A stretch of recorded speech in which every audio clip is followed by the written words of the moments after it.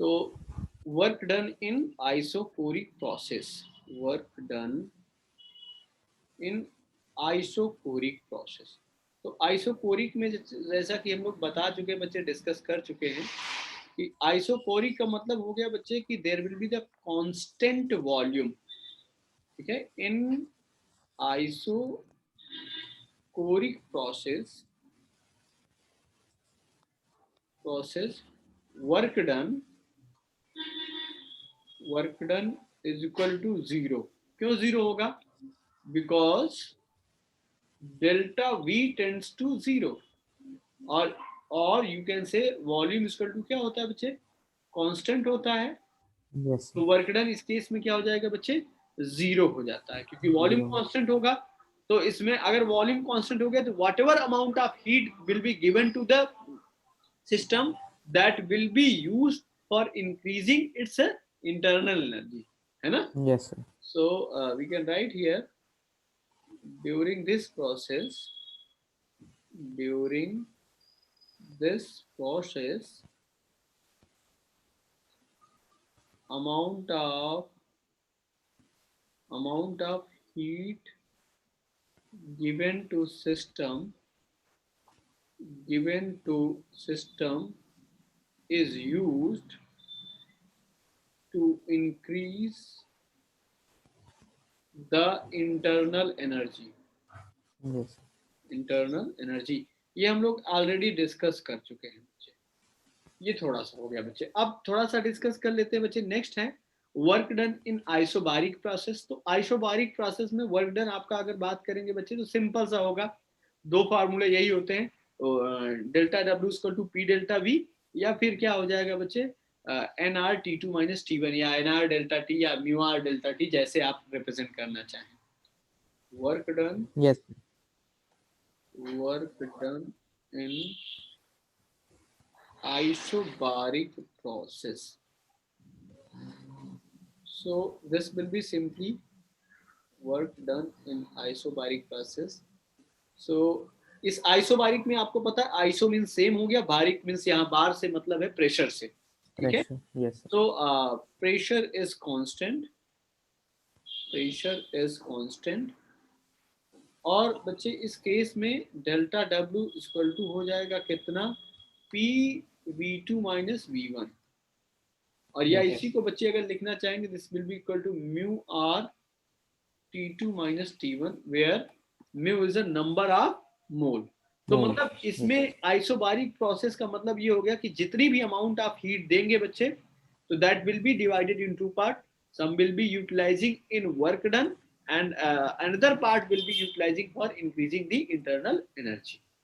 Yes sir तो जो change in temperature होता है for a given amount of heat, वो स्पेसिफिक हीट ऑफ द मतलब ये सीपी से डिटरमाइन करते हैं ना बच्चे, कह सकते हैं yes sir the change in temperature for given amount of heat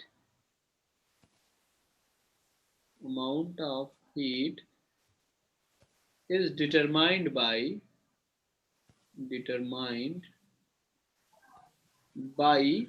specific heat of the gas, specific heat of the gas at constant pressure, हो जाएगा बच्चे, है ना? तो ये बेसिकली सीपी को हम लोग कहते हैं ना, CP equal to delta Q upon क्या हो जाएगा? ये हो जाएगा delta T, mu delta T, यही हो जाएगा ना बच्चे? यस सर तो यहां से डेल्टा क्यू को आप लिख सकते हैं ना, delta Q can be written as a mu CP delta T. Yes ये कब हो रहा है बच्चे? मोलर स्पेसिफिक हीट, या फिर कह सकते हैं कि आइसोबारिक प्रोसेस में हो जा रहा है, यस सर जब प्रेशर आपका कांस्टेंट। अब जरा देख लेते हैं बच्चे work done in cyclic process, जो आपको कंफ्यूजन भी हो रही थी, यहाँ पे यही चीज बताना था। Yes work done in cyclic process. अब साइक्लिक प्रोसेस का मतलब ये हो गया बच्चे कि सिस्टम जिस स्टेट से चला था उसी स्टेट में क्या हो जाए, वापस आ जाए, उसको साइक्लिक प्रोसेस बोलते हैं बच्चे। तो एक तो हो गया ये कि मतलब ये अगर प्रेशर ये वॉल्यूम का ग्राफ हो जाए, एक दूसरा ग्राफ दोनों तरफ से हम डिस्कस करते हैं बच्चे, और क्यों पॉजिटिव नेगेटिव और एंटी क्लॉकवाइज क्या कहेंगे ये भी समझ लिया जाए। अगर ए से बी अगर हम कहीं जा रहे हैं और फिर बी से ए हम आ रहे हैं, और इस केस में जरा समझिए बच्चे, ये हमारा बी हो गया, ये हो गया, ए हो गया। तो अगर बी टू ए आ रहे हैं, बी टू ए, और फिर कहाँ जा रहे हैं, ए टू बी जा रहे हैं। अब यहाँ देखिए बच्चे, ये प्रोसेस कैसा हो गया बच्चे, ये क्लॉकवाइज है, तो दोनों cyclic process, both are the Yes, sir. Cyclic process. अगर ए टू बी जा रहे हैं तो देखिए वर्क डन कितना हो जाएगा। ए टू बी के लिए जो वर्क डन की बात करेंगे बच्चे, area under the A B, ये हो जाएगा। और इसमें बच्चे यहाँ पे इस केस में अगर W1 हो गया, दिस विल बी पॉजिटिव, क्योंकि यहाँ एक्सपेंशन हो रहा है। और दूसरे केस में बच्चे अगर हम लोग डिस्कस करेंगे, तो दूसरे केस में हम देख सकते हैं कि ये वाला एरिया हो जाएगा, और इस केस में जो हो जाएगा बच्चे, W2 की वैल्यू क्या हो जाएगी, नेगेटिव हो जाएगा। और नेट वर्क डन की बात करेंगे, W equal to W1 minus W2। तो इसका Yes, मतलब sir. ये हो गया कि अगर कहीं भी वर्क डन जो है, बीच वाला एरिया। हाँ बीच वाला एरिया आएगा, क्लॉकवाइज होता है। ये Yes, देखिए sir. क्लॉकवाइज ही तो है बच्चे, उस समय Yes, net sir. Work done Clockwise. क्या हो जाता है बच्चे, net work Positive. Done positive आता है बच्चे। और नेट वर्क डन को ये भी कह सकते हैं, net work done equal to क्या हो जाएगा, एरिया अंडर कर्व, है ना, कर्व Yes, के sir. अंदर वाला एरिया, या फिर और area inside the curve, Yes, sir. Inside the curve वाला पार्ट हो जाएगा, तो ये हो जाएगा बच्चे। अब इसी ठीक है सर। तरीके से बच्चे इसको समझने का प्रयास करें, तो देखिए यही सेम डायरेक्शन बन गया क्या, हाँ लग रहा है सेम डायरेक्शन। Yes, sir. ये देखिए ऐसे कि अब यहाँ से देखिए बच्चे, ये प्रोसेस शुरू हुआ, मान लीजिए मैंने कहा ए टू बी या बी टू ए, मतलब यहाँ पे देखिए एंटी क्लॉकवाइज हो रहा है ना। Yes, sir.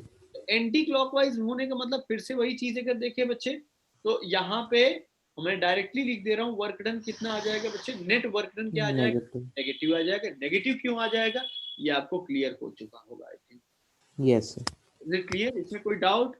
तो मतलब No, इसमें sir. आपका एनसीईआरटी का एक बहुत अच्छा क्वेश्चन भी बनता है बच्चे। आपने जो उस तरह से पूछा भी था, ये इस तरह का ये क्वेश्चन था ना, ये कुछ अगर मान लीजिए कभी ऐसा क्वेश्चन आ जाए, मान लीजिए ये A B C they they, Yes. ये है ना, और ये पीवी ग्राफ दे दे, और इसमें से कभी कभी पूछ लेता है बच्चे, ये बताइए कि कितना वर्क डन होगा, क्या होगा, कैसे होगा, है ना। तो इसमें आपको एरिया फाइंड करना होता है। तो ये जरा एक क्वेश्चन मैं देता हूँ बच्चे, जरा इसको अटेम्प्ट करिए। एनसीईआरटी का ही क्वेश्चन है, यही ग्राफ दिया हुआ है बच्चे, और इसका मैं वो बना दे रहा हूँ कि ये हो गया, मान लीजिए मैं कह रहा हूँ ये डी है, और दिस इज योर ई, और ये हो गया एफ हो गया, और ये हो गया आपका प्रेशर जो इस समय है बच्चे, दिस इज योर 300, और इस समय जो प्रेशर है बच्चे वो कितना है, 600। और प्रेशर जो दिया हुआ बच्चे वो पास्कल में दिया हुआ है, न्यूटन पर मीटर स्क्वायर। और वॉल्यूम दिया Yes, sir. इस कंडीशन में यहाँ 2 दिया हुआ है, ठीक है। अब ये 2 दिया हुआ है बच्चे, 2 मीटर क्यूब, और यहाँ पे है बच्चे 5 मीटर क्यूब, है ना। Yes, sir. और आपको निकालना ये बच्चे, आपको निकालना ये है बच्चे कि find the work done, total work done by the gas from D to E to F, D to E to F, find work done। तो हर एक प्रोसेस में बच्चे वर्क डन निकालिए, find work done from Okay. अच्छा. D to E to F, D E F process, मतलब ये आपका कह सकते हैं, या फिर यहाँ पे D E F D कर दीजिए, ज्यादा क्लियर, ज्यादा बेटर हो जाएगा।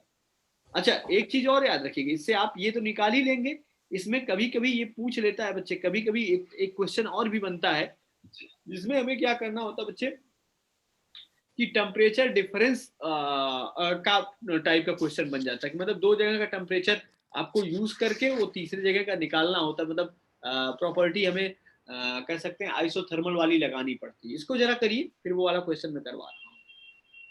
Simply Yes, sir. आपने क्या किया बच्चे कि यहाँ पे मान लीजिए W1 हो गया, यहाँ पे कितना हो गया W2 हो गया, और यहाँ पे W2. W3। तो आप देख सकते हैं W3 तो जीरो होने वाला है क्योंकि यहाँ पे आपका हाँ, ये आइसोकोरिक. हाँ आइसोकोनिक Yes, sir. प्रोसेस बचा कौन, W1 W2। W1 में पूरा आपने निकाल लिया ट्रेपीजियम का, फिर ये रेक्टेंगल माइनस कर दिया, तो बेसिकली आपको ये ट्रायंगल ही तो निकालना, तो half base into height Yes, sir. Triangle ही निकालना है. बस। तो ये Yes, हो गया। ये यहाँ पे देखिए वही चीज आपने किया भी कि area inside the yes, curve, sir. तो यही हो गया हाफ। बेस की वैल्यू कितनी हो गई आपकी 5 - 2 3 हो गई, और हाइट की वैल्यू कितनी हो गई ये देख लीजिए बच्चे, कितनी हो 600, गई 300, 300. है ना, और 900/2 तो ये हो गया 450 जूल। Yes, sir. सिंपल सा ये क्वेश्चन बन गया बच्चे। और दूसरा टाइप का क्वेश्चन, एक मिनट मैं उसको भी करवा देता हूँ बच्चे। द क्वेश्चन इज कि 1 mole of an ideal diatomic gas undergoes a transition from A to B along path AB। ये बच्चे ये दिया हुआ है ग्राफ, ये हो गया आपका प्रेशर, ये हो गया वॉल्यूम, और A to B ट्रांजिशन ये देखिए यहाँ से ये आ रहा है। स्ट्रेट लाइन बनाना है तो इसको स्ट्रेट लाइन बनाया जाए। A to B ये ट्रांजिशन हो रहा है बच्चे, this is A, this is B, और ये दिया हुआ उस केस में देखिए यहाँ पे ये जो प्रेशर दिया हुआ बच्चे 5 किलो पास्कल दिया हुआ 5 kPa, और यहाँ पे जो दिया हुआ है प्रेशर दिस इज 2 kPa, और इस कंडीशन में जो आपका ये दिया हुआ है वॉल्यूम दिया हुआ है ये 4 है, और इस कंडीशन में 6, और मीटर क्यूब में वॉल्यूम है। क्वेश्चन ये है बच्चे, change in internal energy of the gas during the transition. ठीक है ना, ये क्या है बच्चे, 1 mole of diatomic gas है। Yes, sir. तो आपको जो निकालना है find change in internal energy, find delta U from A to B. Simple से आपने Yes, यही sir. लगाया होगा बच्चे कि आपने लगाना है delta Q equal to delta U plus delta W, यही लगाना है बच्चे। Yes, sir. और डेल्टा यू की वैल्यू को आप देख लेना है डेल्टा क्यू माइनस ये हो जाएगा आपका, आपको डेल्टा यू निकालना है ना, तो उल्टा लिख दिया मैंने। तो delta U can be written as delta Q minus delta W. Delta W. ये यहाँ पे याद रखिएगा बच्चे, ये डेल्टा क्यू की वैल्यू को, डेल्टा क्यू को आप NCPDT लिख सकते हैं बच्चे, Yes, sir. है ना। अब यहाँ पे बच्चे या फिर इसको यूज कर लीजिए, और डेल्टा डब्ल्यू को क्या करके वर्क डन फाइंड कर लीजिए, और Yes, sir. वैल्यू Work कर done. लीजिए बच्चे, सिंपली हो जाएगा। ठीक है, तो ये इस तरह के क्वेश्चन बन सकते हैं। अच्छा नहीं सर, इसमें डेल्टा टी कैसे फाइंड करेंगे फिर इस मेथड से? अच्छा, अगर आप मान लीजिए बच्चे चाहे इससे करिए या फिर डायरेक्ट CP की वैल्यू या CV की वैल्यू को यूज कर सकते हैं ना बच्चे। इसमें जैसे आपका ये दिया हुआ है यहाँ पे, ठीक है, तो बेसिकली हम लोग को जो डिस्कस करना है वो हीट इंजन्स।